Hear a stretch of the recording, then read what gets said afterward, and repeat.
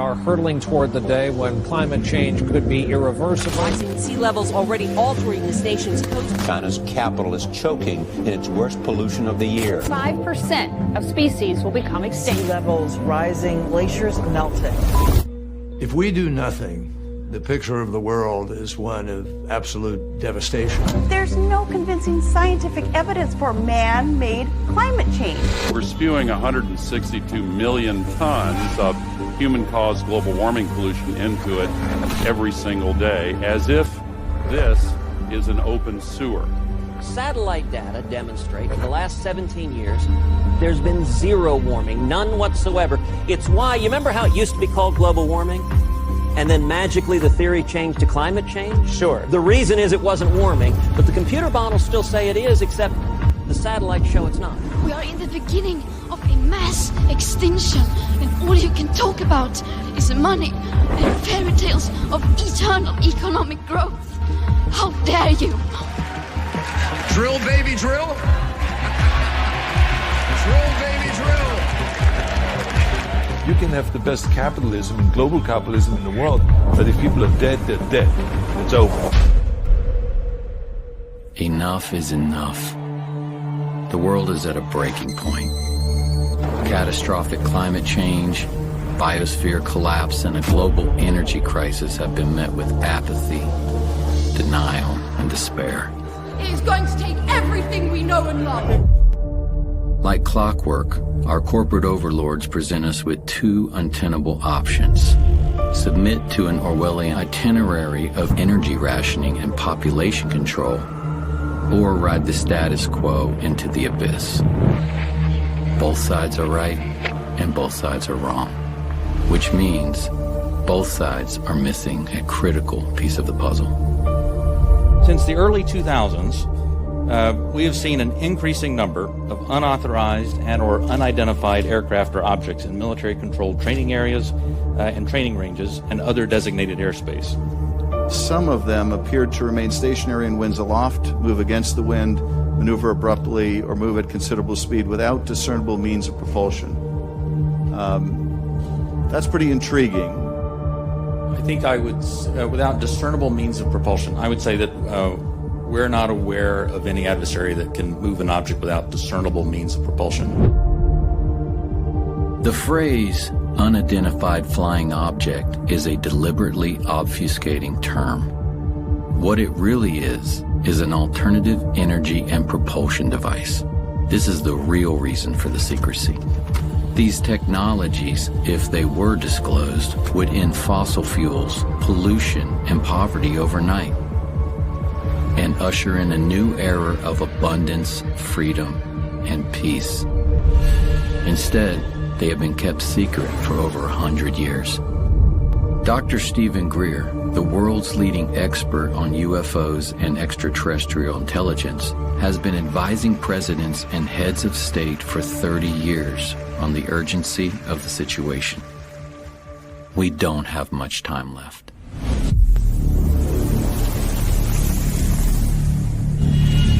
What is this lost century? This lost century is literally 100 years, more than that now, of technologies that have existed that have vanished. I mean, I was just recently in a meeting in Washington with the people who manage the black budget of the United States. They have no access to this material because between the late 1800s and now, the ingenious inventions and sciences that could have moved us off that extinction level path that we're on have all been ruthlessly suppressed, confiscated. And the only way that's going to change, it is not going to change in Washington. It is not going to change in a large corporation. Unlikely. It's going to change by us, the people doing it. So it's about us.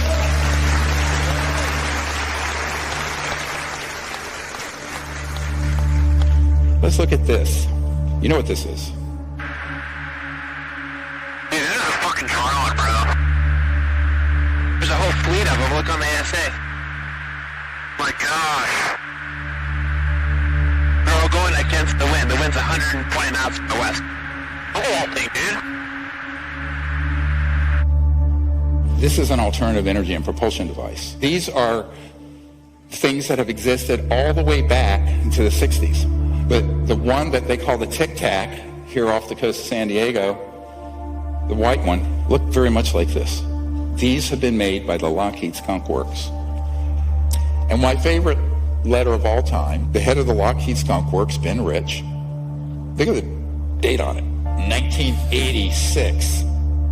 There was an answer to a letter someone wrote and says, are these UFOs man-made or extraterrestrial? He says, many of our man-made UFOs are really unfunded opportunities, meaning if it was released for public use, it'd be an enormous industry.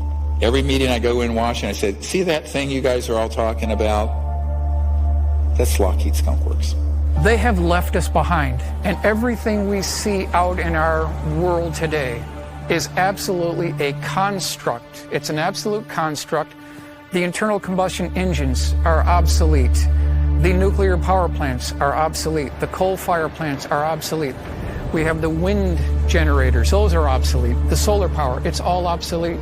If we could follow the gravity research that the contractors and research institutions have been doing, we could see that bright future as well. So a lot of people say, well, how is this thing moving? There's no fuel on board. There's no nuclear power plant. There's no jets and no rockets. Well, way back in the 40s, Dr. Casimir, he predicted, and later it was proven in the 50s, what's called the zero-point energy field. Zero-point energy, or what Nikola Tesla called radiant energy, is the most profound and transformative gift that the quantum world offers us. The seemingly empty vacuum of space is actually a roiling sea of virtual particles fluctuating in and out of existence, and all those fluctuations require energy. If we could tap into this energy source, we would unlock a virtually unlimited reservoir of clean, free energy. Extraterrestrial spacecraft are known to harness zero-point energy. The U.S.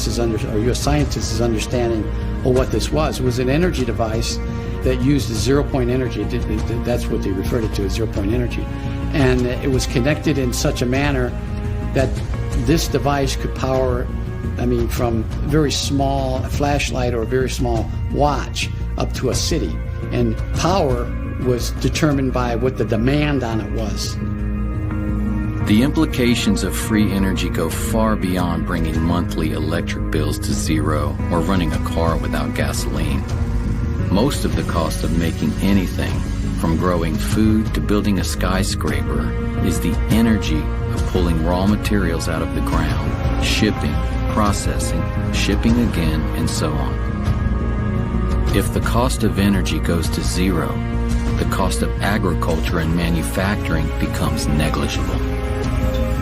Other critical solutions, like water desalination to end drought or air purification, both of which are prohibitively expensive due to energy costs, would suddenly become viable in a free energy paradigm.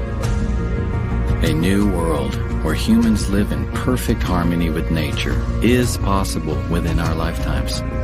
But this would mean the end of oil, gas, and coal, as well as the centralized power grid, and the global macroeconomic system, which will stop at nothing to protect the hundreds of trillions of dollars at stake.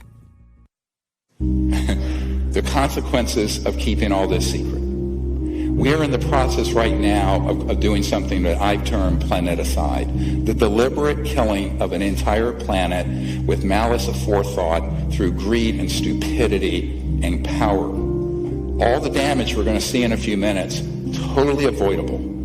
Every bit of it since the 1920s at least. And we can prove this. I'm afraid that the term planeticide is all too real. The ecocide doesn't really say it. We are in the process of destroying the biosphere, destroying a habitable world for certainly the majority of the animals on the planet. I'm an older guy. I won't be around to see the worst of this, but I have not just trepidation, but terror at what's going to be faced by my son's generation and the generations that come after him. When someone asks me how bad is the crisis, I kind of don't know where to begin. Because what does that even mean? Does it mean what is the threat to humanity? Have we reached some kind of tipping point? There are certain things that get under my skin or that especially alarm me. And one of them is the insect holocaust, for lack of a better word. The precipitous decline in the number of insects, the number of species, the total biomass of insects. A lot of studies put that decline at 80%. When I was a child, when we went on a long drive, especially in the summer, like we'd have to have the windshield wipers on from time to time to clear off the bug splatter. Like you just don't have that anymore.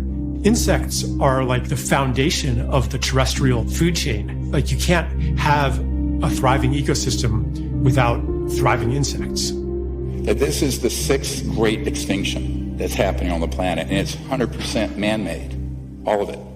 We have to all awaken, because of what's happened, I think we're like a frog being boiled slowly. And suddenly we're going to wake up and find out, it's too late. 150 species every day go extinct. Now, these aren't all animals, they're all kinds of species. The planet has been dying at human hands for a long time. A naturalist I like, J.B. McKinnon, he calls the world a 10% world as kind of a poetic expression of how much life has declined. So there's maybe 10% of the whales that there were 500 years ago, and the seabirds and the wetlands and the mangrove swamps, and the fish biomass. We don't even know what we have lost, although in some level we feel it. This is part of the despair, part of the alienation and the anguish that sensitive people feel. Ice caps are melting. The oceans are certainly going to rise. It could rise as much as 20 feet if we have the big ones melt. This is all the way back in 1958. And there was a full-page color ad in Life magazine. Everybody was reading Life magazine at the time. And it's by an oil company which was the predecessor of Exxon, which was called Humble. Each day, Humble supplies enough energy to melt 7 million tons of glacier. Here they're bragging about it in 1958. So this company gets rebranded as Exxon in the 1970s. And in July 1977, they have a meeting inside Exxon headquarters where their chief scientist, James Black, is showing slides that are warning that burning fossil fuels are going to eventually endanger all of humanity. They know this in 1977. Present thinking holds that man has a time window of 15 years before the need for hard decisions regarding changes in energy strategies might become critical. Well, those 15 years were up in the early 1990s. Look at this. How long ago was it recognized that this was a disaster? Senior scientist Exxon, 45 years ago. And actually it was known before then. This is insanity. This is a civilization gone mad. These companies have really not been held accountable. We've lived in a fossil fuel economy now for more than 100 years. And it's just been accelerating. The amount of wealth has been increasing. You have situations now where the head of ExxonMobil goes on to become the Secretary of State, Rex Tillerson under President Trump. And I'm an environmentalist. A lot of people don't understand that. I think I know more about the environment than most people. And so there is really very little accountability that exists. Many scientists, such as myself, have discovered that there are very concerted, well-oiled machines that provide false information, even to scientific and academic programs. It's called capture, where they try to rationalize away this problem and everything's fine.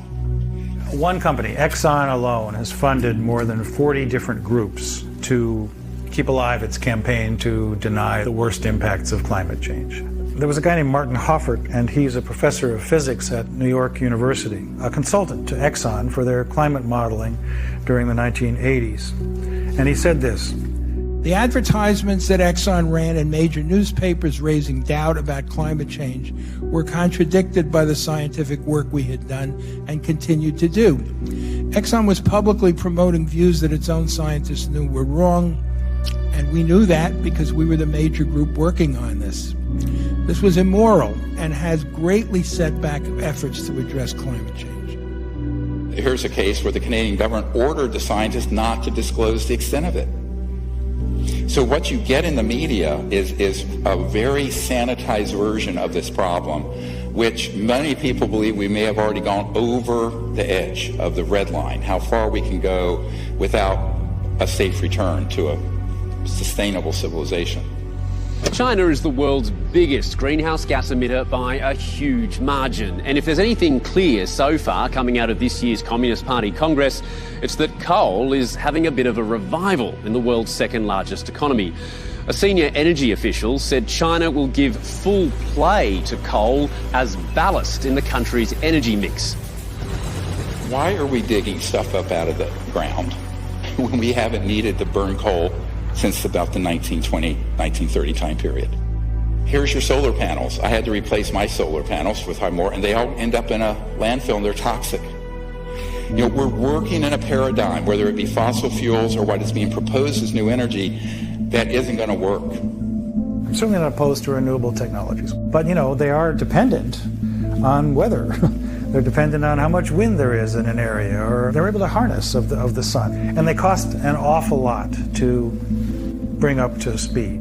No environmentalist wants to see vast landscapes converted to biofuels or pit mines to mine silver and cobalt and lithium, wind turbines that kill birds and mar the landscape. This isn't what we signed up for. But this is what happens when we abdicate our relational care for every place and ecosystem and being on Earth and transfer that onto yet another quantitative cost-benefit paradigm. And you have lithium fields. The amount of pollution from these lithium mining operations for lithium-ion batteries in your Tesla, not to mention they catch fire periodically. Now, fair enough, I'm an emergency and trauma doctor. Gasoline cars catch fire more. I can tell you some horror stories, which I'm sure you don't want to hear. And then we have this whole morass of how we're living, on wires that we haven't needed. And so the entire system is set up to benefit a relatively small number of global oligarchs and financial interests that we absolutely have to say enough. They've had 150 years to do this. If we want to live among other life in the future and not in a concrete hellscape where we retreat into virtual worlds to compensate for the loss of what is alive, then we have to change our ways. And we have to start acting from our care for life. Most of you know that there are these nanoparticulate plastics that are in the entire food chain. They cause cancer, they disrupt hormones, they damage your brain. And why? Well, if we had quote-unquote free energy systems from what we're going to describe as zero-point energy field, you would never have to have anything wasted because you have 100% recycling because the cost of the energy would be zero.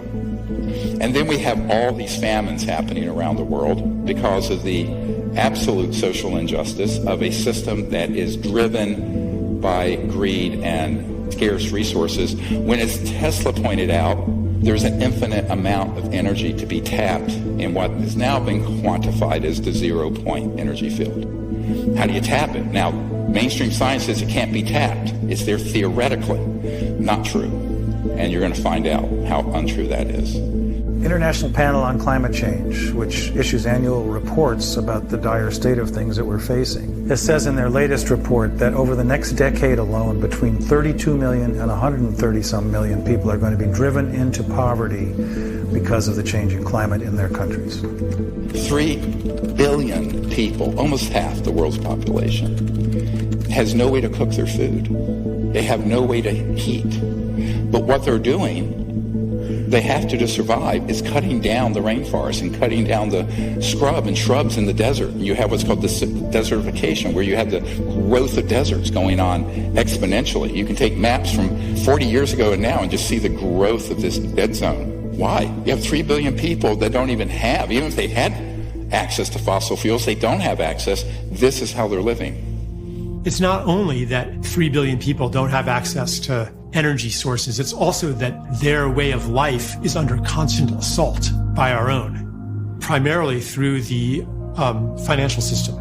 that imposes debt through development loans and other mechanisms on most of the world, who then must, in order to meet the debt payments, must convert their environment into commodities and their time and energy into labor for the global marketplace. So if you don't include those kinds of issues, and you're only talking about let's bring more energy to the world so that we can raise them up to be like ourselves. Come on, it's not working. Being like ourselves is not working. Look at the depression. Look at the suicide. Look at the addiction. Look at the obesity. Look at the despair. This is not a fit destination to evangelize throughout the world. We need some humility here. The dire emergency in East Africa, the drought there exacerbating the hunger crisis. As many as 20 million people could be starving by the middle of this year, half of them children.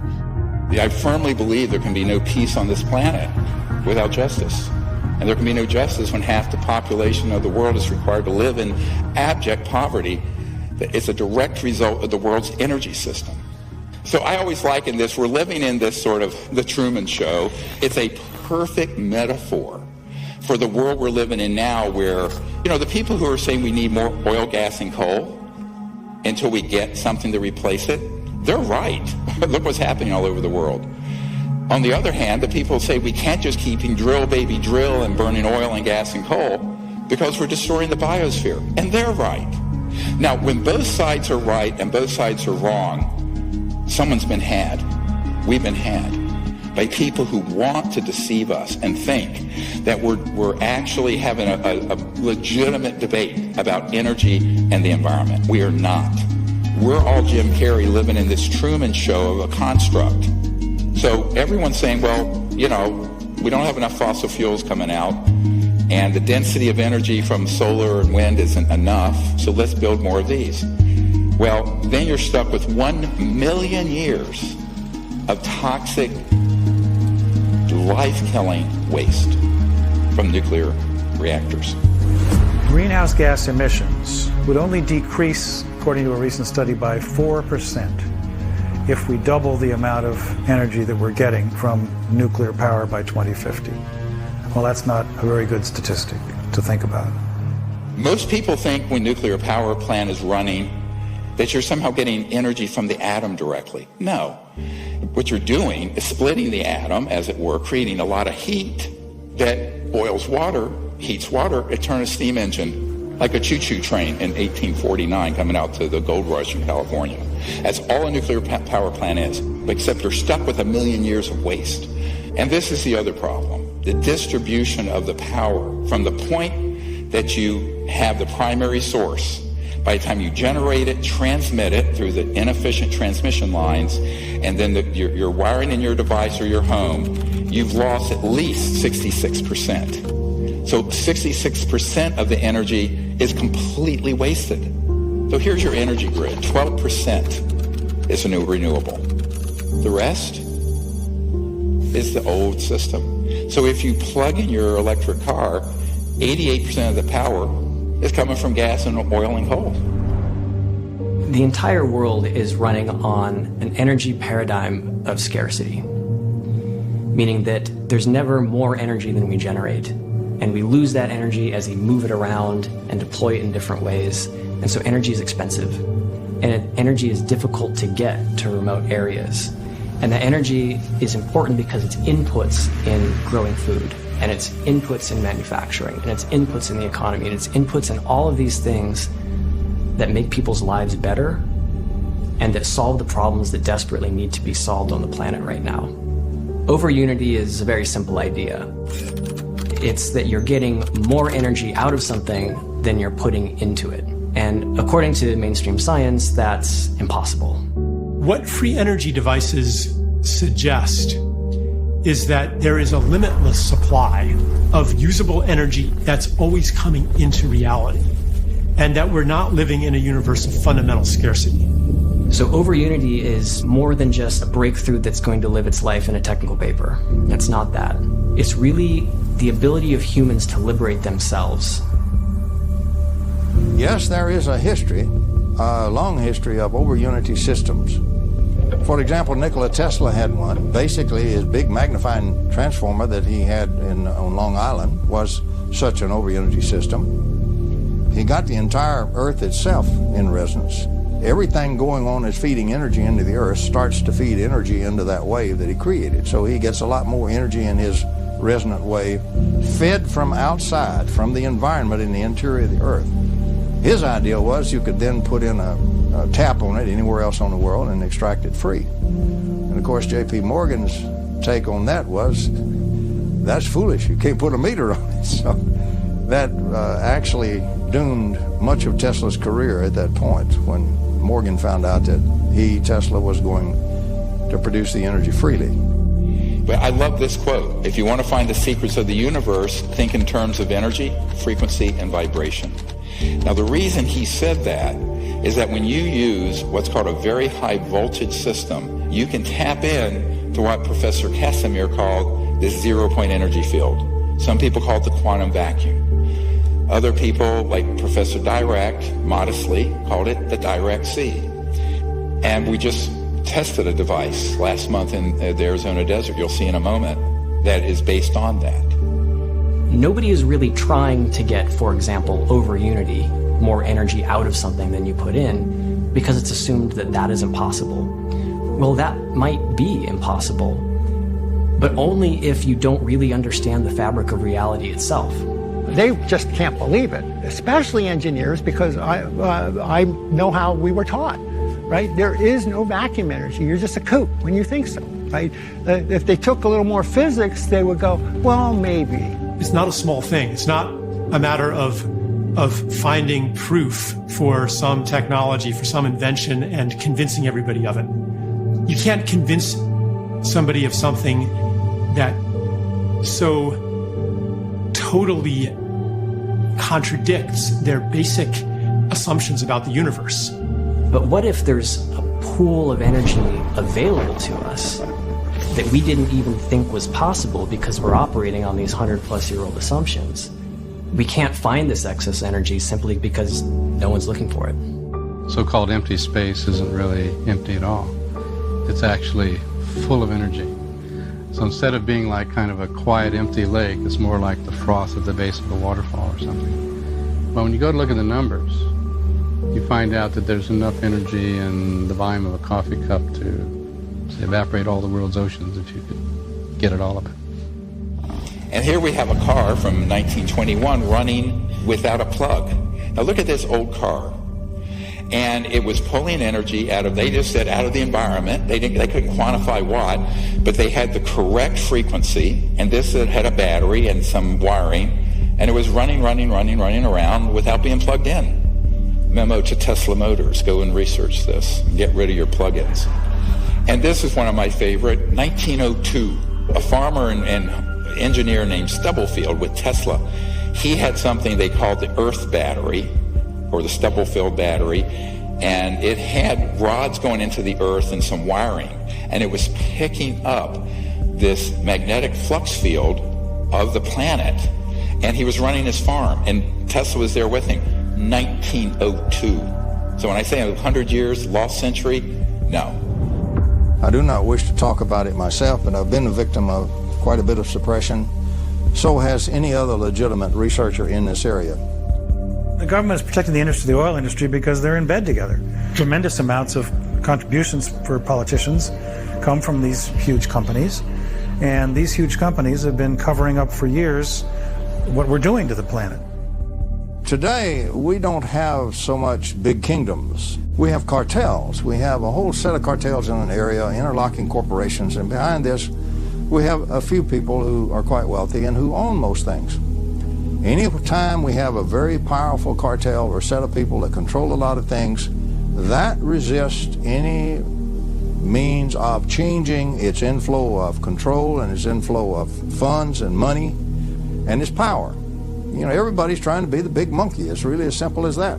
Here we have all the methods. Some of these are common sense, but every one of these are ones I have encountered and investigated personally with geniuses, engineering geniuses and physics geniuses, but strategically impaired inventors. black shelving. So someone comes along, they offer you $20 million for your device, it's a corporation, they put it on a shelf. Boom. National security orders. We're going to show you one from a man we just met with. Patent seizures. Financial entanglements from investors because they're doing their whole business and legal strategy wrong. Legal entanglements where they end up in court. Threats to the individuals. I had a guy under contract building one.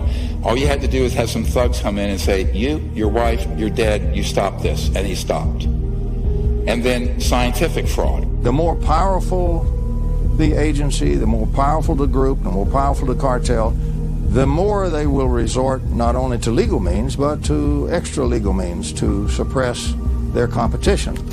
For example, the greatest espionage in the world is industrial espionage between one corporation and another right here in America. They're the ones that hire all the spies and the spooky equipment and everything like that by far more than the intel agents do.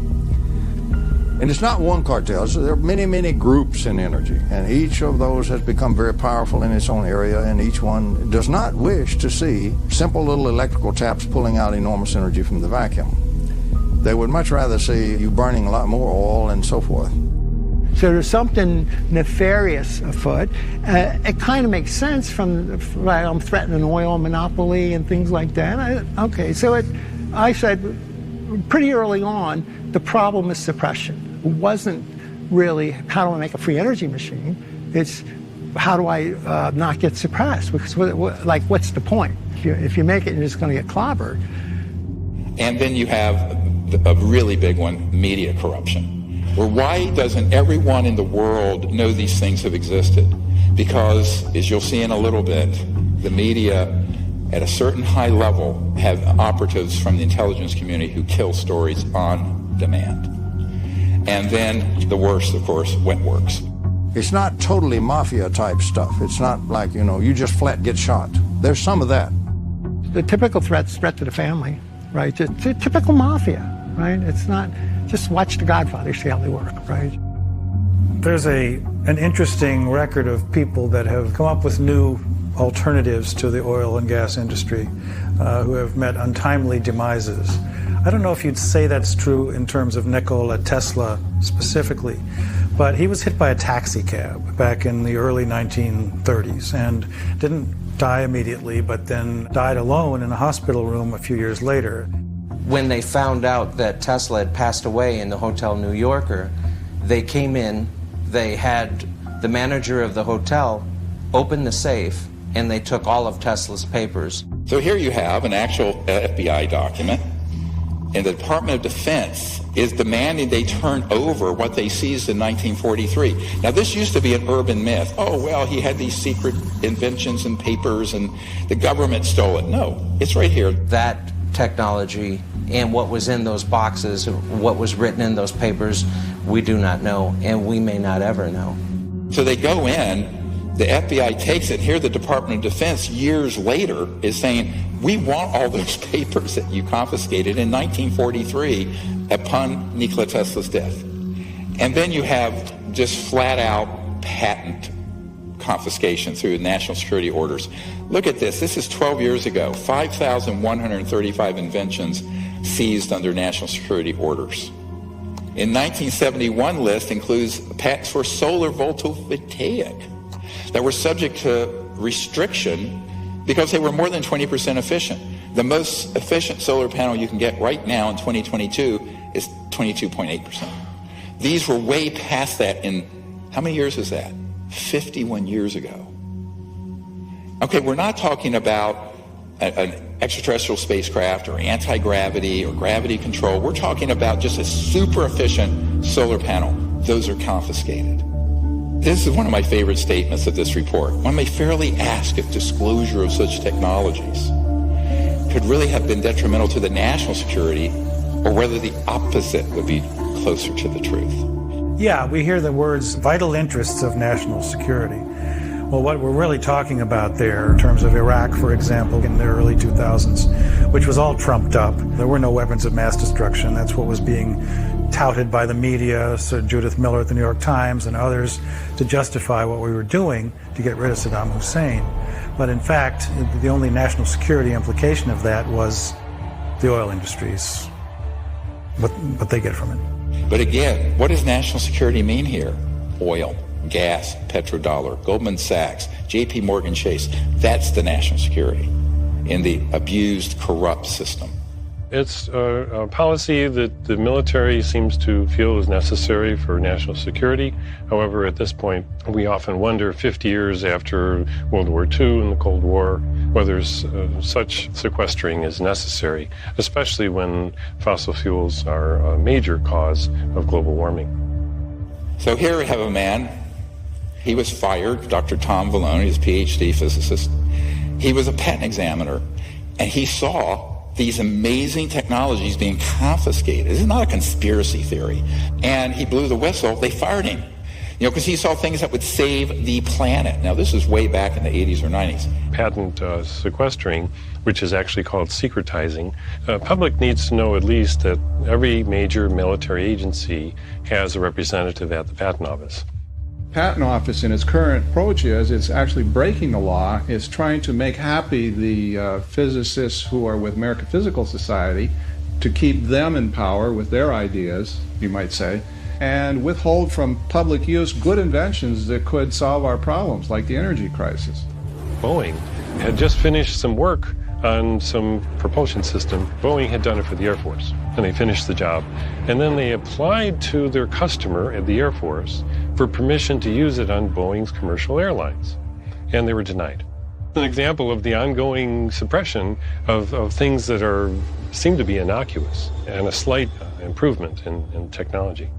So, T. Henry Moray had a device, no input energy once he got it set up, output 50 kilowatts. He had multiple assassination attempts and finally was bankrupted in his lab. This was the 1930s.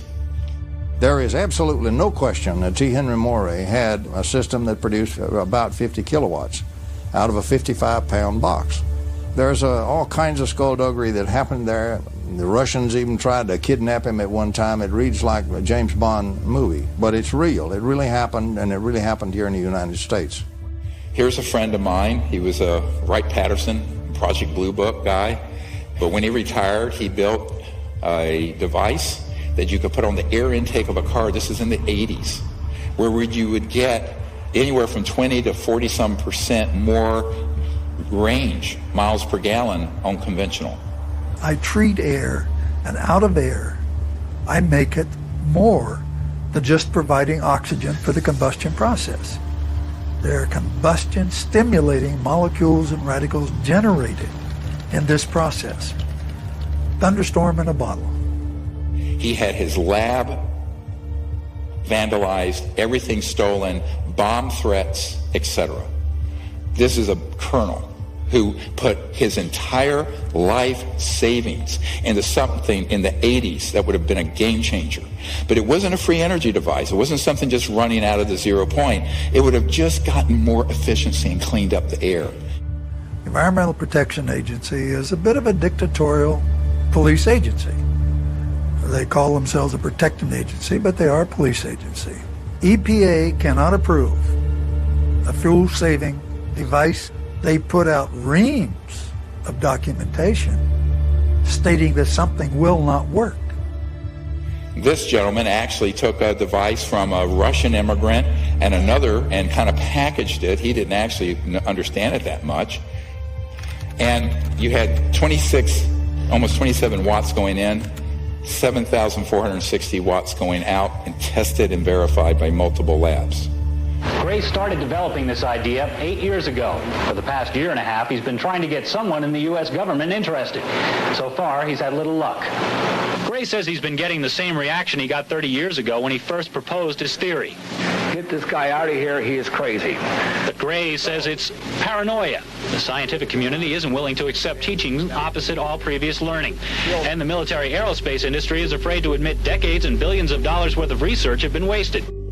Now, unfortunately, this disappeared because he actually took the ideas from some geniuses and was trying to make a lot of money. And so his became, I'm calling this crazy inventor syndrome. It's not very nice, but I mean, it's kind of crazy. And here's why it's crazy. They think I have the best thing since sliced bread, and the world's going to be the path to my door. And they don't realize they're going to have corrupt interests from the national security state, corporations, and all kinds of other people stop them. So they think they're going to do a normal investment and normal venture capital and patent it, or keep the secret sauce of how it works away from everyone. And in every single case for 100 plus years, they've taken that knowledge to their grave. You've seen The Paranoid Inventor, plenty of stories on those guys. It's my precious.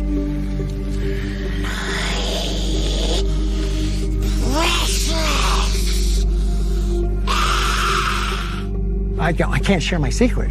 Everybody will take it from me, right? That this paranoid, I have it. This is worth gazillions of dollars and everything else. And they're so naive, they have no idea. At first, they think they're the first, right? Have no idea the history of this and what happens to the others. So, having done that for 31 years now, I have been dealing with people with these devices since 1991. Almost all of them fall into some part of this syndrome, and it's a tragedy.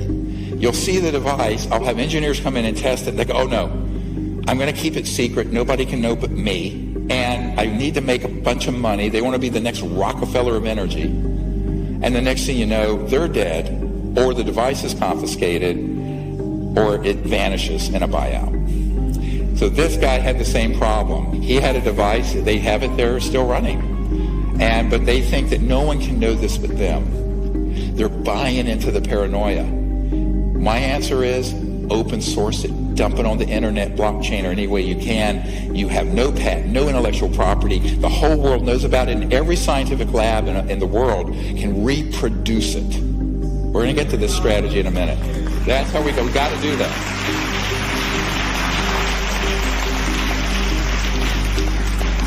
Because the very definition of insanity is doing the same thing over and over and expecting a different result. That's attributed to Einstein. But how true is that here? So we have to change our strategy. Many of these inventors are really good at the technical stuff, but they're not great communicators. This power is something I have given my life for you, the people. Now, set up this demonstration for y'all. You don't have to be a rocket scientist. They're not good at business. They're not. Like, God can make technical geniuses and he can make business savvy people, but rarely do the two come together in one person. This story is fascinating because he had a tiny, it's 17 watts, like a 20-watt light bulb.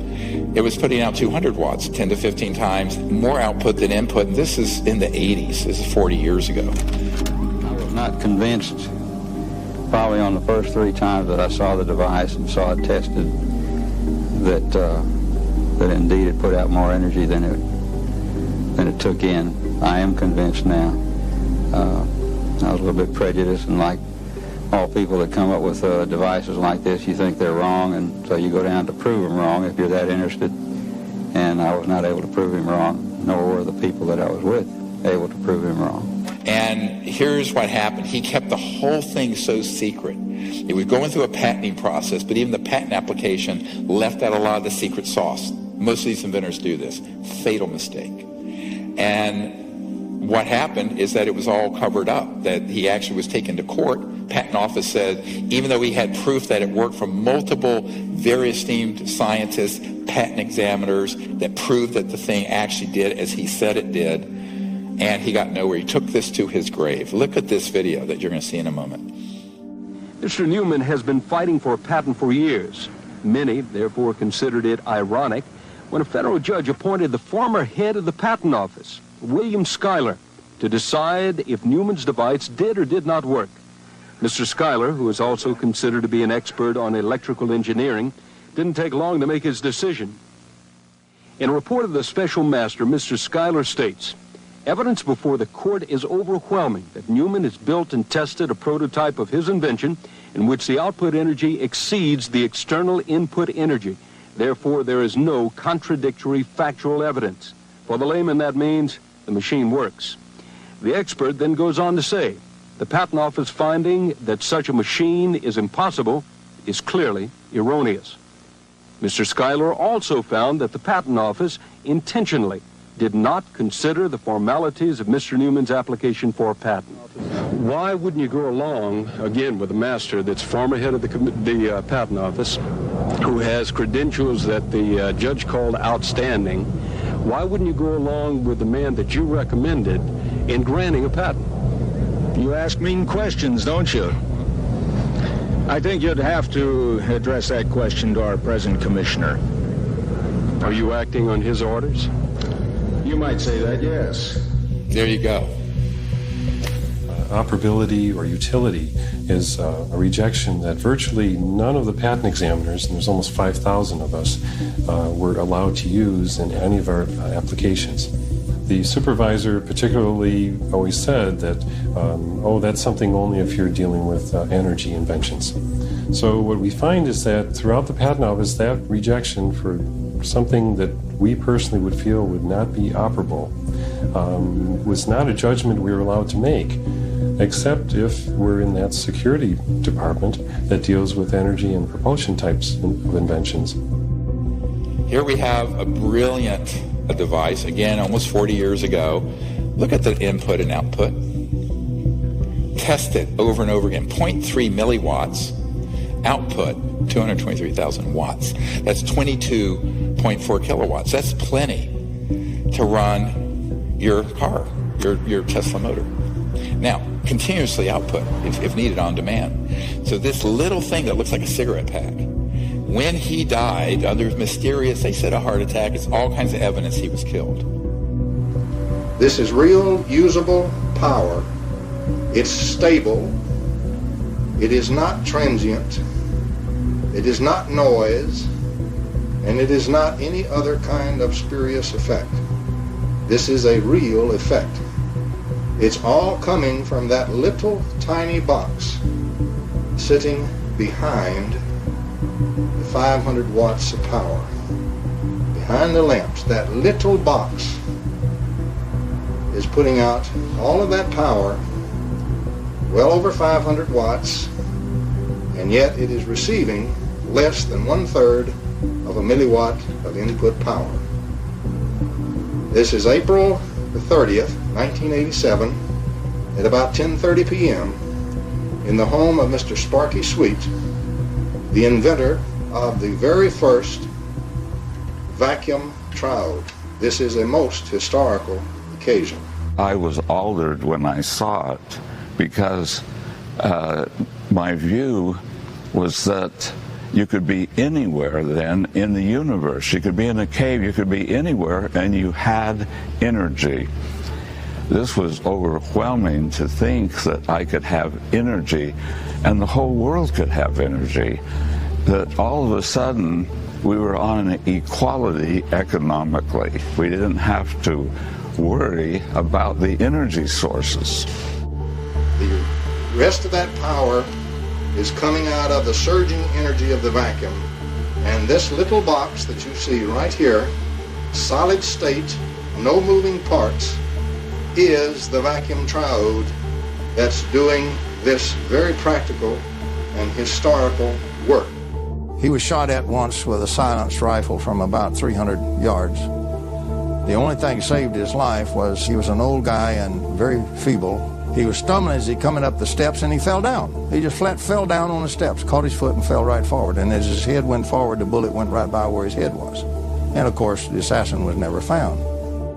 This guy called me up. He said, we really need your help. And I said, the only way you're going to do this is that you disclose it, all of it. Open source it, get it out there. I will see that we get it out to the entire scientific community. He says, no. It's Gollum, my precious. And I said, dude, you're going to take this to your grave. He took it to his grave. Yep, it's gone. This very distraught lady, who's Sparky's wife, she's saying Sparky's dead. And that she said two strange men, she called them strange men, showed up at about 5 o'clock the night before, and they stayed for a little while, and then they left. And Sparky, an hour or two later, having a cup of coffee and just killed over onto the floor, called the ambulance, and she was 75 years old. They would not let her in the ambulance. And the ambulance then called her back about 20 minutes later and said, we don't think he's going to make it. And that was the end of that until the next morning when she called my sister-in-law and talked to her and said, there are men here that said they're FBI, and they got black vans, and they're taking all this equipment. What should I do?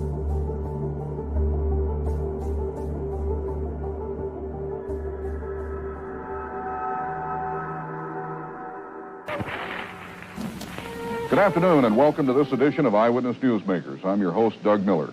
On March the 23rd, chemists Stanley Pons and Martin Fleischmann rocked the world of science.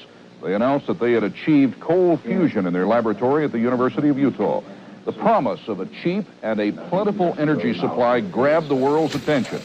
It didn't put out a lot of power, but what was scary is that this is 1989. It made the, cover of all the magazines. The way they took that avenue of discovery out of the scientific world is that there were people who were paid, who were corrupted through scientific fraud at MIT. Next slide. Dr. Eugene Mallov, dear friend of mine, PhD, Harvard and MIT, brilliant man. There was a man named Eugene Mallov who it's quite possible was eliminated by the powers that be in the fossil fuel industry. He died in 2004. He was murdered that year. But Mallov was an extremely important figure in the alternative energy world, especially in terms of what's called cold fusion. And he was at MIT in the science office for education when he saw how they had changed the data on the reproducing the Pons-Fleischmann experiment. And he blew the whistle. I inadvertently was looking through some piles of paper that had been given to me in a casual manner by all these hot fusion physicists as they were trying to do their calorimetric repeat of the Pons-Fleischmann experiment. And to my utter astonishment, I can remember sitting at my desk in my study and actually seeing these two sheets of paper, one dated July 10th, 1989, and another dated July 13th, 3 days apart. The difference between July 10th and 13th was dramatic, and I was stunned. I couldn't believe what I was seeing. It looked like monkey business to me at the time, and it has turned out to be exactly that. It was a lower echelon person in the Plasma Fusion Center at MIT, one of the 16 authors of a scientific paper done under Department of Energy contract that had altered data. And that data is scientific fraud, as far as I'm concerned, and many other people are concerned. And it was, it was hell on wheels.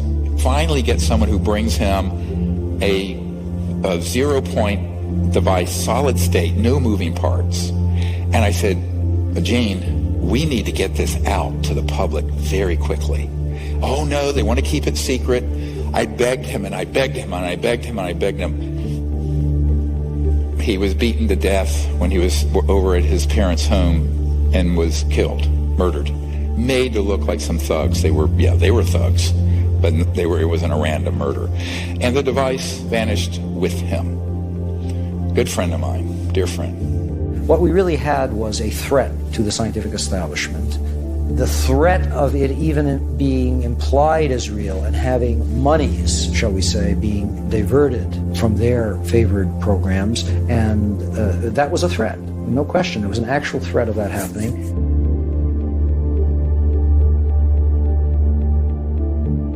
U.S. scientists making a huge breakthrough. A source tells CNN that for the first time ever, researchers have been able to create energy from a fusion reaction. Now, Laura, I could explain all of this in great detail, of course. But basically, it's a giant step towards a clean energy future without dependence on fossil fuels. This is the first time, by all accounts, they've gotten more heat out than they put in. Not so fast. This supposed breakthrough, announced just as we were finishing this film, is a total distraction.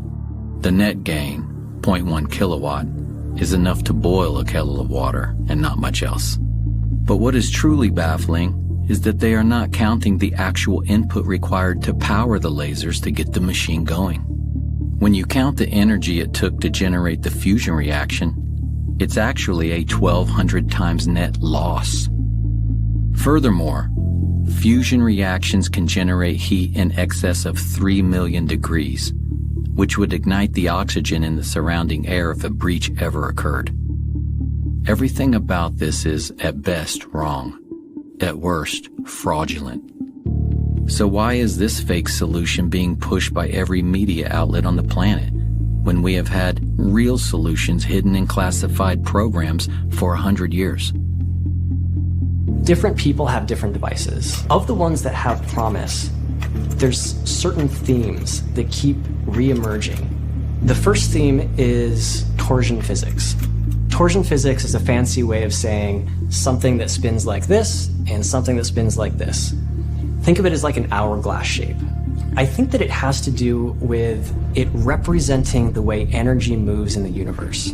At the biggest levels, like the galaxy, it's a spiral. A tornado on Earth is this vortex motion. Our DNA is a stranded spiral. A second theme is plasma. A lightning bolt is plasma, right? The spark gap in a car is plasma. So plasma is the fourth state of matter. Solid water is ice. Add more energy, it melts and becomes water. Add more energy, it becomes steam. And then if you were to add even more energy, say through running an electric current through that steam or through any gas, you end up with plasma. You can think of it as maybe this liminal state or in-between state between the physical world and the non-physical world, whatever that is. There's some evidence emerging that plasma can provide a shielding of inertia. So if you imagine that you're a UFO and you need to zip around at crazy speeds, you can't pump the brakes too fast, otherwise everyone's going to slam into the windshield, right? But if you had some sort of inertial shield around the craft, i.e. like a plasma shield, you might be able to eliminate the inertia surrounding that and keep the occupants safe. I think this is why the UFOs seem to glow. Plasma glows. A third theme is that of the ether. The conventional or mainstream understanding of the base level of reality is maybe the quantum sea, tiniest particles all bumping into each other. The ether conceives of this differently. It says that there's a kind of a fluid geometry that is the base layer of physical reality, and that to understand that fluid geometry is to be able to really understand electricity, magnetism, and gravity. And this, according to Tesla and others, is the key to really understanding what he was getting at with all of his wireless transmission of energy stuff. But I believe that we're going to see something like a return of the ether. It won't be called that, but it'll be something like that that's going to enable us to make much more progress in these areas in the coming century. This gentleman, he had a car that would run on water, but it had to be modified. A local inventor has discovered a way, hear this, to use water to run your car. It's a major breakthrough that will no doubt make motorists happy. And as Ralph Robinson explains, the Pentagon is also showing lots of interest in this project. And he always kept that secret. He had a patent that he falsified the voltage and the frequency, cycles per second, because he didn't want anyone to reproduce it and leapfrog him financially. Again, this crazy inventor syndrome. And what happened, and when he passed away, there was a whole warehouse full of floppy disks and papers and everything, and his heirs wanted to sell it off. What people didn't realize is that this car was the least important thing Stan Meyer had. He had a toroid, and the toroid was a donut-shaped electromagnetic device that had had a national security order slapped on it.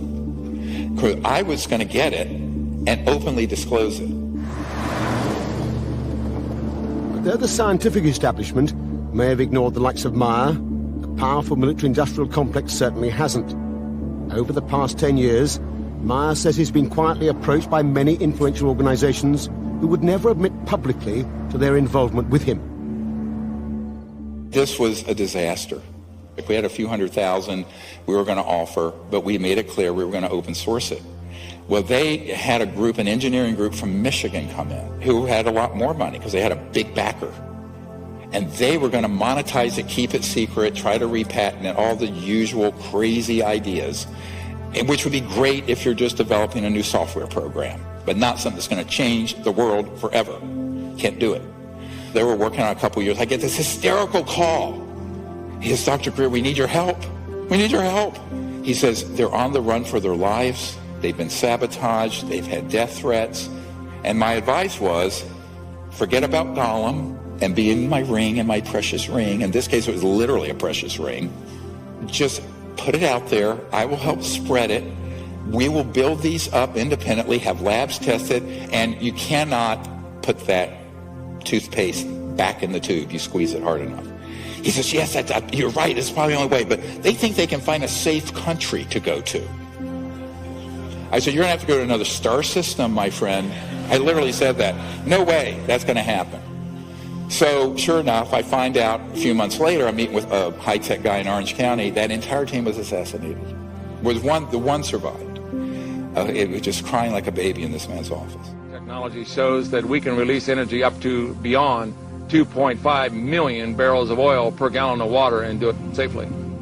So it gives us the ability to not only sustain and maintain the economies of the world, but also give us the abilities to handle the environmental pollution problems at the same time. This sort of encapsulates, 5 or 10 of the suppression techniques, all the way from murder to crazy inventor syndrome, falsifying your patent, trying to make money first instead of proving the science first, etc. And, of course, he took this to his grave.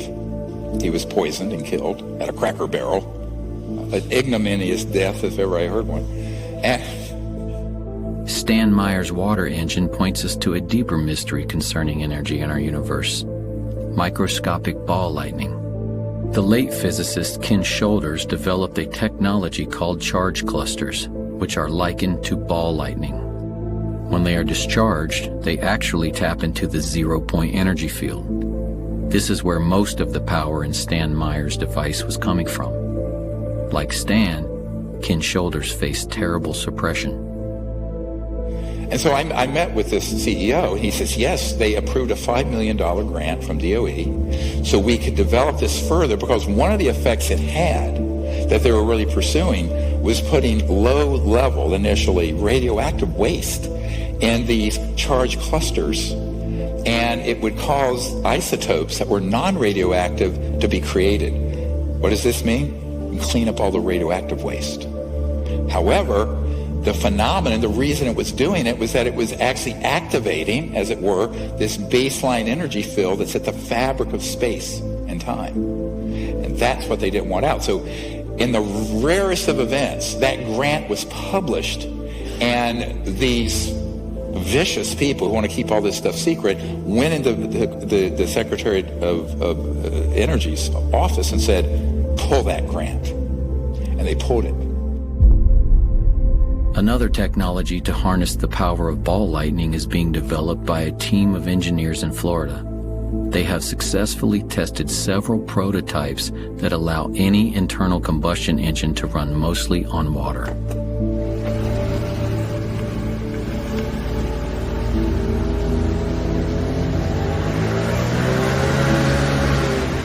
It's a little quicker, huh? This is a phenomenal system, patented, but it runs internal combustion engines on water with a little bit of gasoline in it so you don't have to modify the engine. It won't rust. What this means is, with Stan Meyer, you really had to have a different kind of engine and spark plug and all that. This conventional spark plug engine, all of it, because it has enough of the lubricant oil in it that it won't just freeze up the engine. And this is really what he's doing. Stan Meyer, this device, and many of the others, Ken Shoulders charge clusters, they're creating these small microscopic ball lightnings that when they discharge are tapping into that zero-point energy field and creating the motive force. Boom! That's why the concussion from the thunderclap is so huge. There's a huge amount of energy, and it's actually sourced from the vacuum energy. All the dots connected. This is what's happening, right? So we need to make the thunderclap engine. Many times breakthroughs are made because the inventor or the scientist was inspired by looking at nature. The same systems and the same mechanisms that exist in nature that you can see can also exist in the devices that you build. So by trying to mimic that, you can tap into the intelligence that nature has already shown you when it comes to being efficient with the energy transmission mechanisms.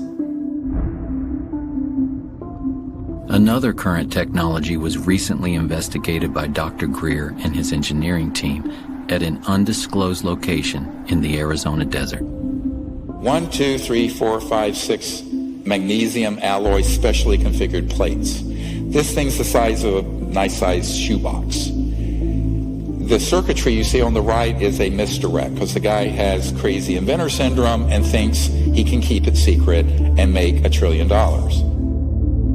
You don't interfere with the big, powerful people. You don't put them out of business. They're still in business. They still have those 50-year leases on the lines and all the power transformers. You'd be able to get one of my power plants, just replace a coal-fired plant, you know. But it wouldn't be big news or anything because I'm just selling the electricity to them, okay? And then they're going to say, wow, we're making more money at this plant than we are the others. So they're going to put them around, you see? They're not going to let me in. They're going to fight me tooth and nail. But I'm going to be very sneaky about it.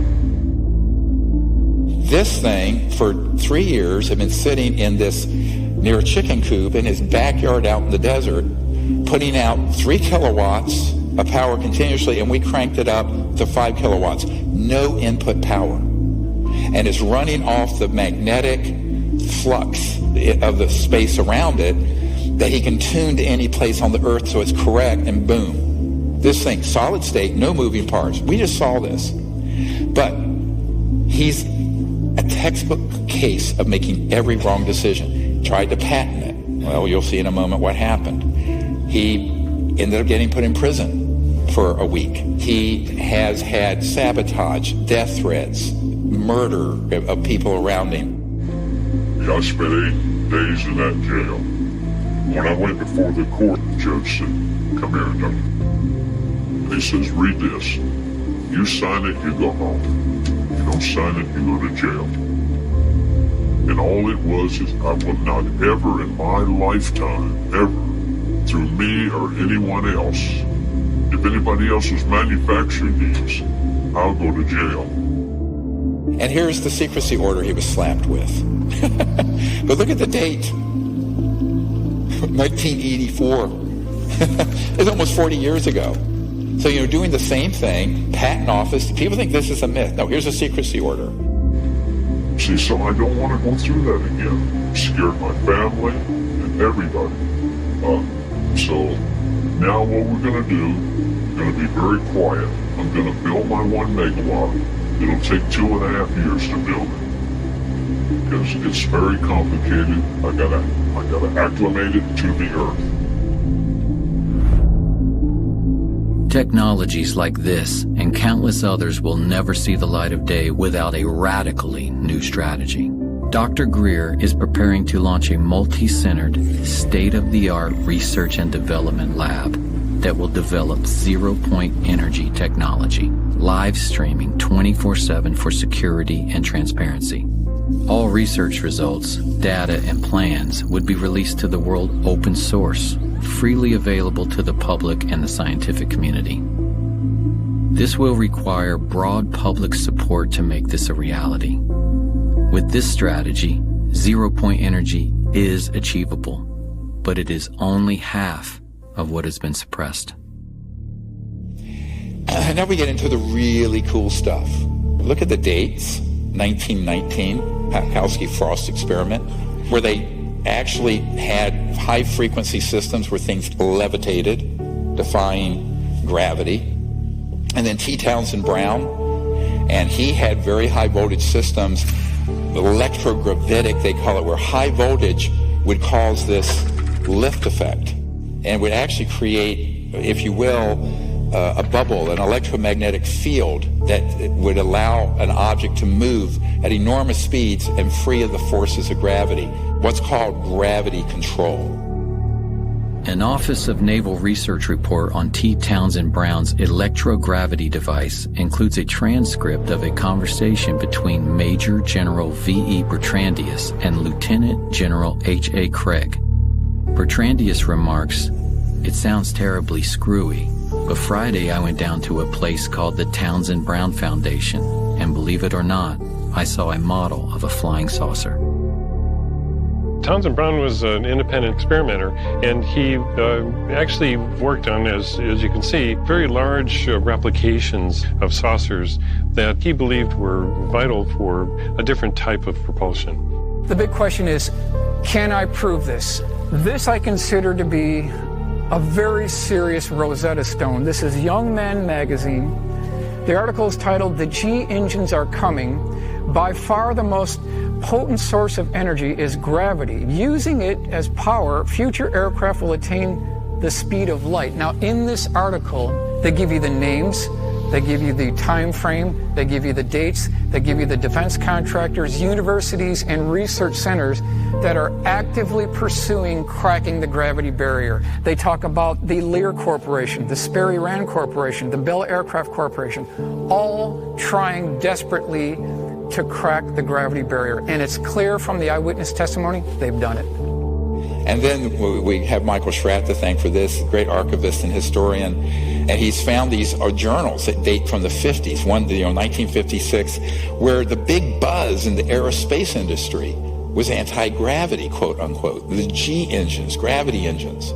And this was actually in the open literature until they figured out how it really works and it all went black.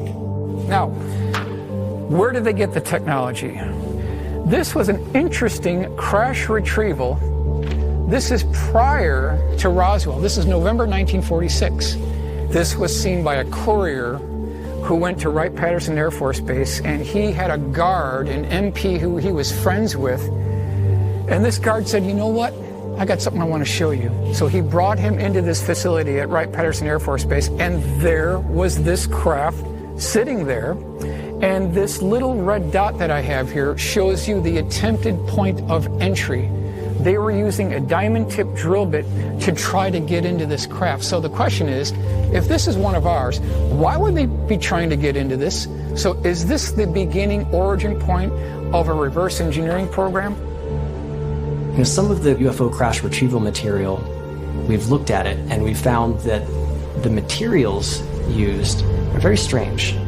When extraterrestrial material is recovered through military crash retrievals and its metallic structure is examined under a microscope, the metal is so pure that we could not replicate it, even in a vacuum in space.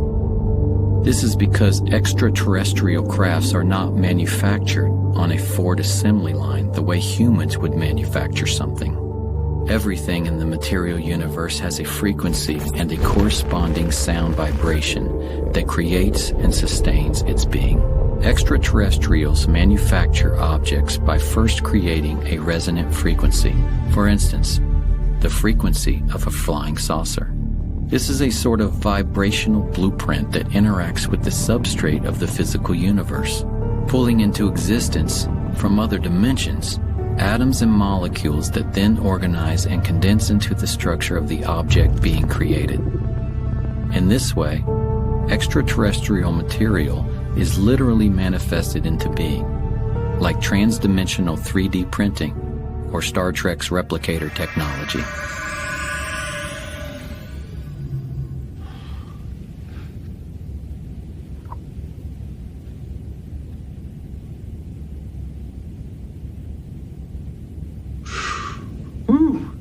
Moving on to 1963. This is a Marine. He was called from Cherry Point, North Carolina, to an undisclosed location, and his job was to guard something there. And when he got to this facility, they opened up these doors, and he saw, propped up on scaffolding, this 40-foot diameter dish-shaped craft that looked like a fat hamburger. It was about 15 feet tall. He noticed that there was a white circle painted on the floor, and his job was to shoot to kill anyone who would try to breach that circle. They were trying 3 ways to get into this craft. Number 1 was a diamond-tipped drill bit. So we've got 2 cases of this now. Number 2 was an acetylene torch. That failed. And then the final attempt was bringing in 2 18-wheeler tractor-trailer lowboy trucks that had these very high-voltage generating devices, and they were using a laser to get into this craft. In a previously unreleased interview with aerospace designer Brad Sorensen, Sorensen describes a secret air show that took place at Norton Air Force Base on November 12th of 1988, a classified military exhibit in which so-called alien reproduction vehicles were unveiled. The craft were hovering off the floor with no landing gear underneath and nothing supporting it from above. When asked where did they get these concepts from, Sorensen states, they said they copied it. By the way, these went all through the solar system. The components, Mercury era, 1959 to 1960s, early 60s. So these were operational. When did we master gravity control, where these were being functionally built by classified projects here on Earth, not extraterrestrial? October 1954. So here we are, riding on the surface of the roads in cars belching out garbage and pollution. When I say a lost century, it really is. They were already working on these programs as early as 1948. During the Clinton administration, they were spending $100 million a day on black budget programs. The big question is, has this been integrated into the aerospace industry? And if we look at what the witnesses are reporting, they're reporting similar things across time, across dates, locations. Now this is March 23rd, 1966. This is Temple, Oklahoma. Primary eyewitness name is Eddie Laxon. He was an electrical engineer. He was working at Shepherd Air Force Base, so he's commuting to work. It's about 5:06 in the morning, and I want to stress that this is not my case. This is an actual United States Air Force Project Blue Book case, and it can be verified through Project Blue Book. So he's going to work in the morning, and all of a sudden, something is blocking the road in front of him. And he notices something that looks all the world like a tipped-over bowling pin. It's about 75 feet across. On the starboard side of the craft that you see here, there was an air stair cutout door and a man. I want to stress this was a man. This is not an alien. He was wearing 2-piece green military fatigues.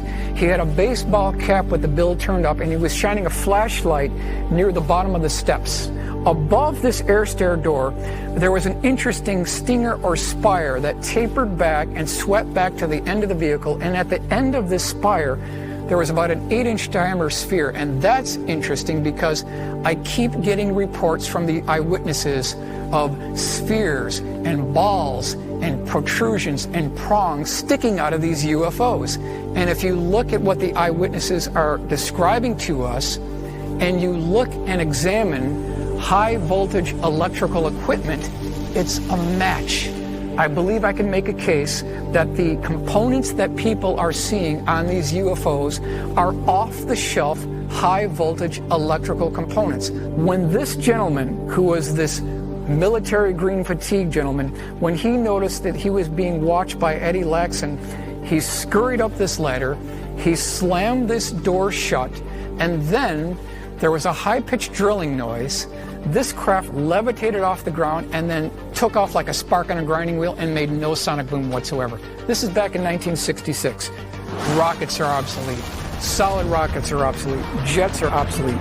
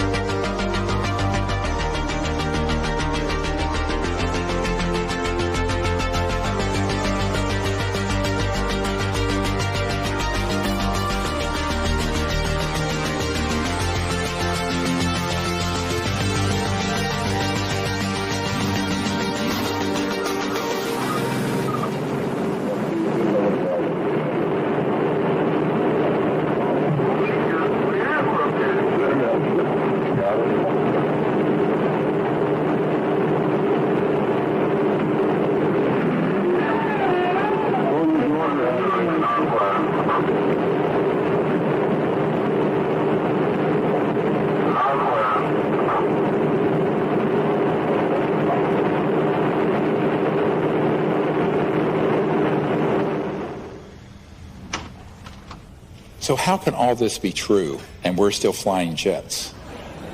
Elon Musk tweeted this out.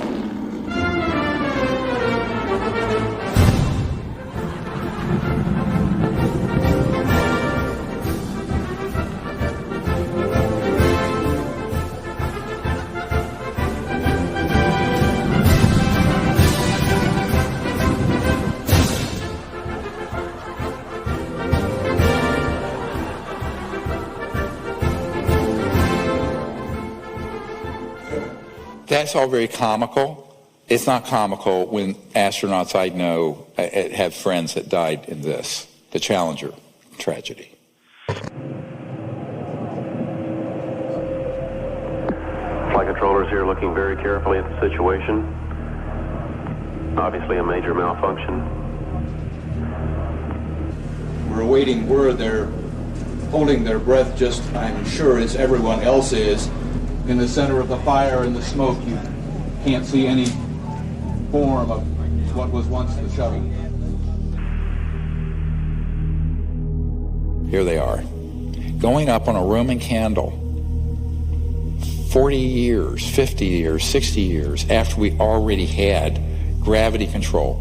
This is the biggest cover-up and scandal in the known history of the world.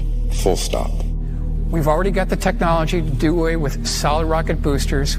We've already got the technology to take away completely liquid rockets. Why wasn't the Challenger crew briefed on this technology if we already had the breakthrough in 1954? And so then people get into, how can this be? I put this out a lot because it's a not declassified document. But you have an organization called MAGIC, M-A-J-I, Majority Intelligence Committee, and a few others that run these covert projects. They are beyond black. What do I mean? They're unacknowledged special access projects. I'm sure you also unacknowledged. But these are the projects that are off the radar even of the people who manage the black projects. So I call this beyond black. These are way off book. And this was a security alert with the distribution list back in the 90s. So I gave this some people in the Pentagon, like Admiral Wilson, who I briefed, who was the head of intelligence, Joint Chiefs of Staff, and they got inside the program. I'm doing that now for a whole new generation of people since the law was passed to get to the bottom of what UFOs are, or what they call now UAPs. Nobody calls them that. It's ridiculous. Let me tell you what a UFO, UFA, they make up these fake names that are obfuscating, unexplained aerial phenomenon. Like ball lightning or something. No, it isn't. First of all, it's not unexplained. Secondly, it's not aerial. And it's not just some phenomenon. They're either man-made UFOs or extraterrestrial. That's it. Keep it simple. The hardest thing for the senators and the White House people and the general public, and particularly the media, to understand, or scientists, is that if this is true, how could it be that it has been kept secret from the people? They're very good at counterintelligence. So it's structured, as Eisenhower warned us, beware the military-industrial complex. In the councils of government, we must guard against the acquisition of unwarranted influence, whether sought or unsought, by the military-industrial complex. A very strong warning of what he saw coming, because he'd been living with it for 8 years. The CIA was only created in 1947, and the Pentagon and its generals were, gaining much more power and as the nuclear age progressed. And Eisenhower saw it. The combination of military power with industry. If you think about what the industrial part is of the military-industrial complex, the industrial is basically the fossil fuel giants and the chemical companies and the now increasingly the pharmaceutical companies that are running rampant and increasing their wealth by astronomical proportions. This is just the value of the raw materials. Look at these numbers, $150 trillion in oil. That's actually an underestimate now. $40 trillion in coal, $1 trillion in uranium. But that's just the raw. When you multiplier effect, when you take it from there to retail and creating the energy, it's many more hundreds of trillions. And that's what's being protected along with the Bretton Woods petrodollar, where they decide to make the dollar the reserve currency of the world, but it's based called the petrodollar. So the entire macroeconomic, global economic system is sitting on a crumbling foundation of the energy system we use. And it's going to have to be transitioned. It should have happened 100 years ago. Now we're out of time. The malefactors of great wealth, as Teddy Roosevelt once warned us about. Writing the laws, paying politicians to write the laws that they want. Why is that happening? Robert Kennedy Jr. wrote the introduction to both editions of my recent book, which was Horsemen of the Apocalypse Became Climate in Crisis in its most recent version. And he said this, which I think is quite apropos to what I've been talking about today. They work together in lockstep, coordinated by Capitol Hill trade associations, lobbying firms, captive agencies, and paid-off politicians to increase authoritarian control, to transform all of us into mindless consumers, to shift middle-class wealth to billionaire plutocrats, and to liquidate our Purple Mountain majesties and our entire planet. They have declared war on democracy and personal freedom.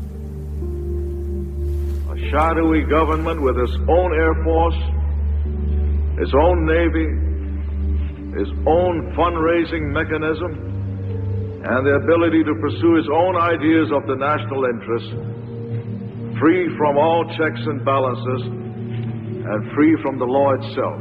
So get your mind around this. There is the government, constitutional government of the United States.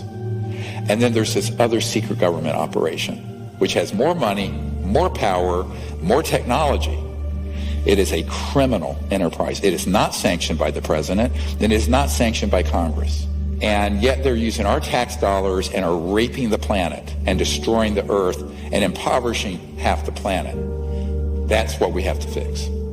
We've got at least 109 UFO crash retrieval cases. All we need is one to be correct. And if they exploited the technology associated with these craft and procured that and put it into our aerospace industry, they have made a tremendous breakthrough in aerospace technology that I think that our Challenger astronauts should have been briefed on, our Apollo astronauts should have been briefed on, and we could have avoided all of this obsolete technology, and we could all move forward to that wonderful world and are not basically bound to these oil industries. Some people wonder why we don't know more about this. Why isn't the media telling us what's really going on? We have about 15 billionaires and 6 corporations controlling 90% of the media in the United States. We've got AT&T, Comcast, Walt Disney Company, National Amusements, that includes Viacom and CBS News, and Fox Corporation. They rely on advertising revenue, and that's going to mean they're towing a certain line. This is a CIA document. It was released. I was surprised it was released, and it says that we have a relationship with every major wire service, newspaper, news weekly, and television network in the nation. In many instances, we have persuaded reporters to postpone, change, hold, or scrap stories that could have adversely affected national security interests or jeopardized sources and methods. Here's another part of your Truman Show everyone's been forced to live in. The idea that we have a free press or that we have a free market economy. Pray tell any economist in here, I challenge you, how do we have a free market if the most important scientific breakthroughs of the last 100 years have been ruthlessly confiscated, people murdered, and kept off the market? No, it's a controlled economy. It's a controlled media. It's an abomination, and it's killing the planet. There were days when I wished I had never seen free energy. The amount of pain that you wake up at 3 o'clock in the morning because you can't do anything, and you know that pollution can be cleaned up, and everyone is on the same economic basis. And because you're powering everything with the free energy, you can do really what the philosopher Joseph Campbell said. He said to seek after your bliss. And I think that free energy does it. And so what do we do? Well, the current paradigm we just went through, the new would be unlimited abundance, no poverty in 20 years. There would be no poverty on Earth in 20 years with these technologies. Universal peace, because you're not fighting over everything now. And Earth in harmony with humanity and the biosphere restored. It's important to realize that the technology that is required to heal Earth already exists and has existed for a long time. That the problem is not fundamentally technological.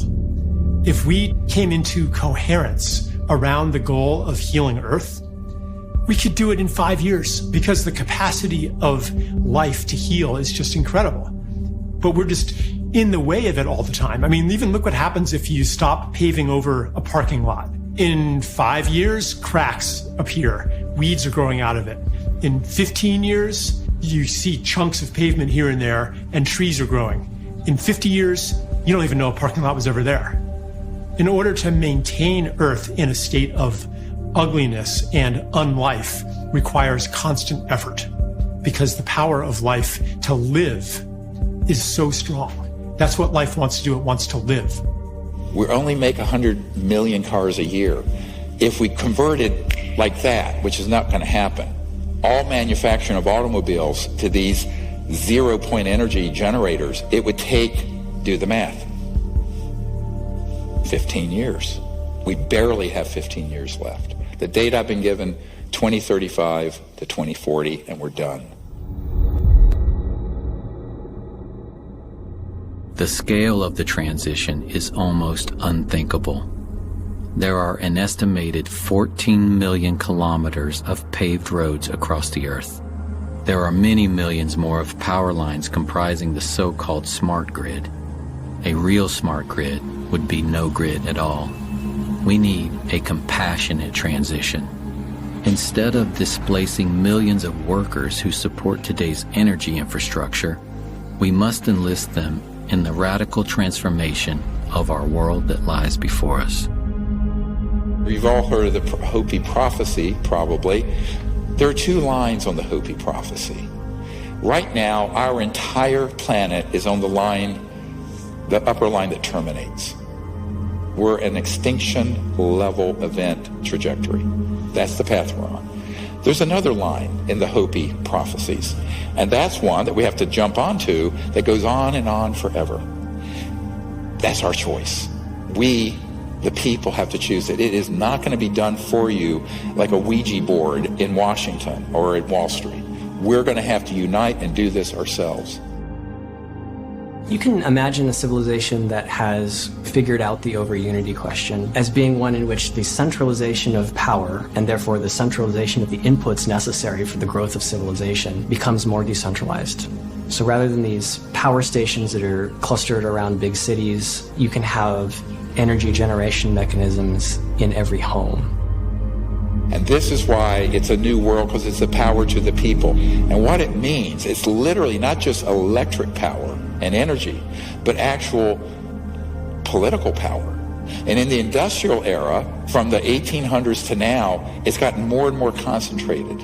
This is going to return the power to every village and every person. Even the deserts shall bloom, as it says in the Bible. And in Africa and around the world, they're going to leapfrog past where we are with all this electricity and wiring and power lines and power plants like they did telephones. They went straight to cell.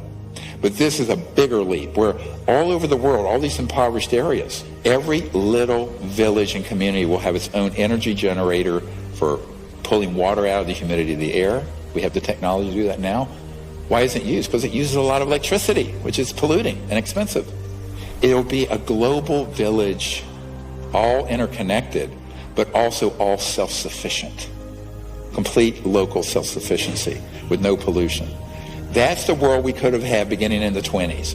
100 years later, may I suggest we accept it. It's time. We are 100 years behind where we should be right now.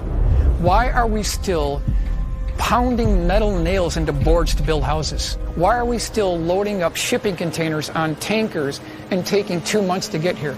This is all a construct. And why I call this a time snap? A time snap is when things have gone so far off track. The only way to fix it is for the people to unite, come up with a totally different strategy where in a decade to 2 decades, we make up for 100 years. It can happen. And, if nothing else, humans do want to survive. But this is now a survival question for every man, woman, and child on the earth. So that's why we have to do this. We have to remember also that the capacity for life to heal is almost unlimited. And we see this already with people who are restoring ecosystems and regenerating farmland. Even in a few years, miracles happen. Springs that had been dead for generations come back to life. Species that hadn't been seen in the area seemingly magically reappear. And so we can't forget that. We can't succumb to a despair that is founded in our distrust of the power of life itself, which again is part of the origin of our current condition. Visualize your house off the grid, clean energy, no wiring. Why? Because every device, whether it's this size device or your refrigerator, will have a small solid state quantum vacuum 0-point energy device in it, running it. So there's no electromagnetic fields running through your house because you don't need wiring. Think what that'll do to construction costs and the simplicity of it. And here we are in the Sahara Desert, and you want to grow food? You create a biosphere dome. It's run on free, clean energy, as we've demonstrated.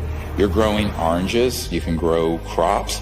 You can have different zones in it for different temperature and humidity control. So anywhere on the planet that you need to have foods, it could be done under controlled circumstances, digitally automated, but with no cost for the energy and the water, virtually none. What that means is the food scarcity and starvation we're facing, that goes away very quickly in a 20-year period. Here's your typical street in your neighborhood, anywhere in the world. And as we bring these technologies out, the grid comes down. We don't need it anymore. When there's a snowstorm or hurricane or whatever, you don't lose power because you're not dependent on a grid that's going to be torn down by ice and snow and wind. You don't need wires. And all these wires, it's a clutter of wires. You don't need them because every device will have its own source of energy. This could have been done decades ago.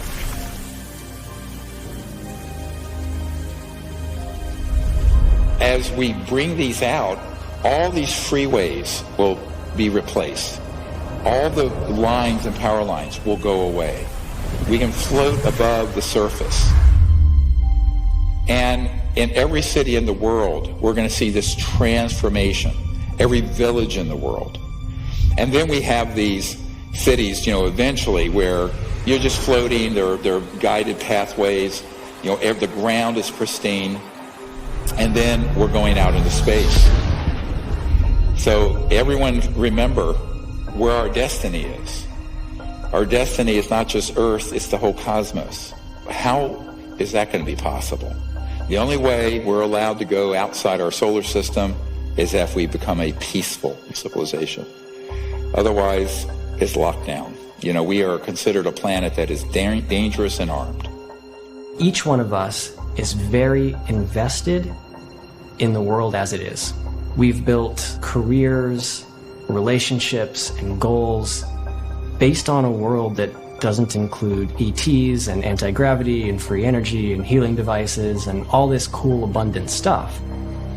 And so we need to understand and really know if we are ready for that investment to be disrupted. So one of the most powerful things that any of us can do is to look in our own hearts, imagine the world that could be, and ask ourselves, are we ready for that? If the answer is yes, then hold that readiness in your heart in all the excitement that it's due. If the answer is no, if there are some lingering doubts or fears or concerns, then go into that. Follow that. That's an important thread that you can follow back to something inside of you that needs attention. It's that obstacle that may be keeping us from living in this new world. At Rendlesham Forest in the Air Force Base in 1980, a roughly pyramid-shaped craft landed. You've all heard this account probably, but I'll recount it for you. And the part that's classified you don't know. There were these kind of luminous beings that literally teleported, floated outside this black pyramid and communicated with these Air Force officers. And the ET said, we are your descendants who have become interstellar, but we are from 500,000 years in the future. And we are now here. They basically materialized time travel to 1980 because this was a covert nuclear weapons facility that, if that had been disclosed, could have triggered World War III. And saying, you've got to stop doing this. If you stay on this path, we, your children's children's children's children, 20,000 years into the future, we won't exist. That was 42 years ago. So they have been warning these civilizations from other star systems. Some of them are our descendants. Not all, but some are. The key thing to remember here is that the fact that that happened is a message of great hope.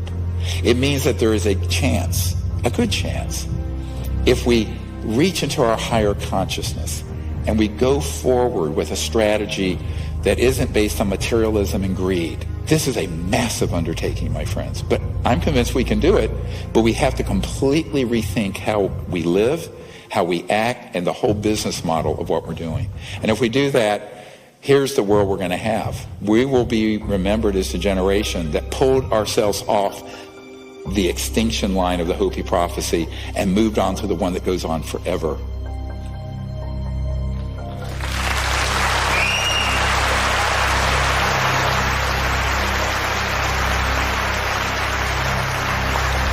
Thank you all. We can do it. Nelson Mandela once said, "Our human compassion binds us the one to the other, not in pity or patronizingly, but as human beings who have learned how to turn our common suffering into hope for the future." We have every reason to have hope. The solutions already exist. If we come together as one human family, we can reclaim our lost century. I wanna be free, so free, like a feather blowing through the breeze, like a bird in a tree, like a dolphin in the sea.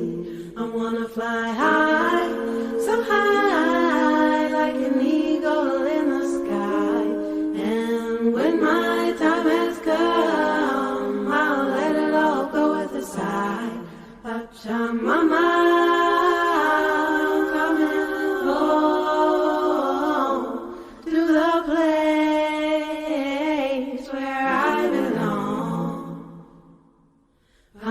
Mama,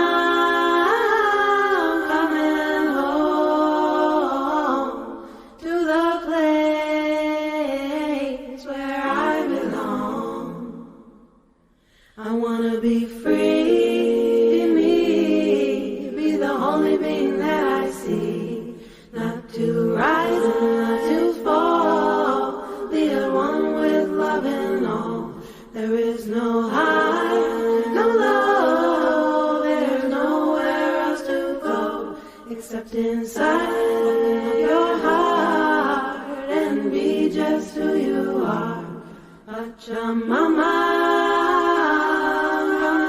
home to the place where I belong. Pachamama.